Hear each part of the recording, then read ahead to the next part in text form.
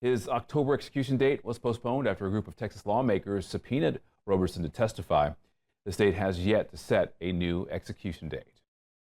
And today marks 1 month since President Donald Trump pardoned and/or commuted the sentences of his supporters who were in D.C. on January 6, 2021.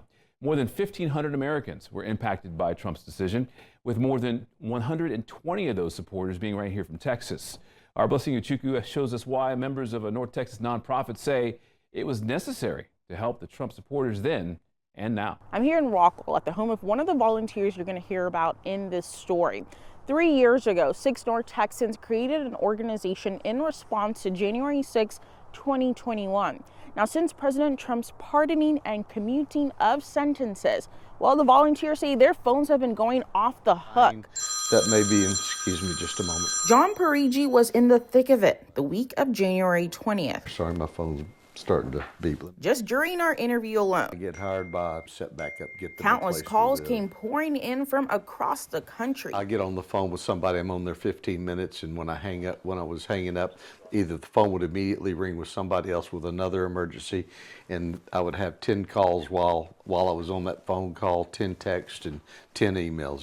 It's been crazy. Parigi lives in Rockwall, just northeast of Dallas. He's the executive director of AmericanPatriotRelief.org. We are the co-founders. An organization created by Mark and Jaleese Middleton, who Spectrum News first spoke with in January, shortly after they were released from prison with the stroke of President Donald Trump's pen. We thought a pardon would be appropriate. Before the Middletons were put behind bars, the North Texans and their fellow co-founders created this nonprofit. It was to help people known as J6rs who were convicted, sentenced, or somehow connected to the violence that unfolded on January 6, 2021.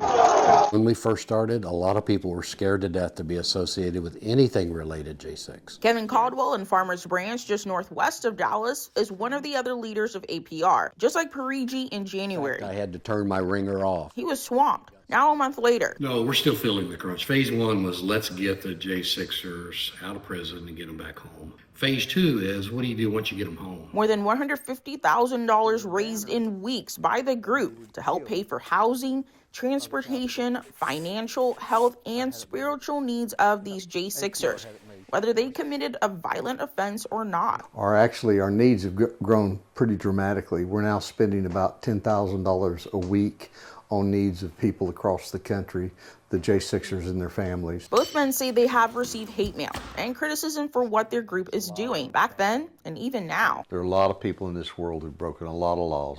All of us have fallen short. Now that many of the J6rs are free, the men say there's still more work to be done.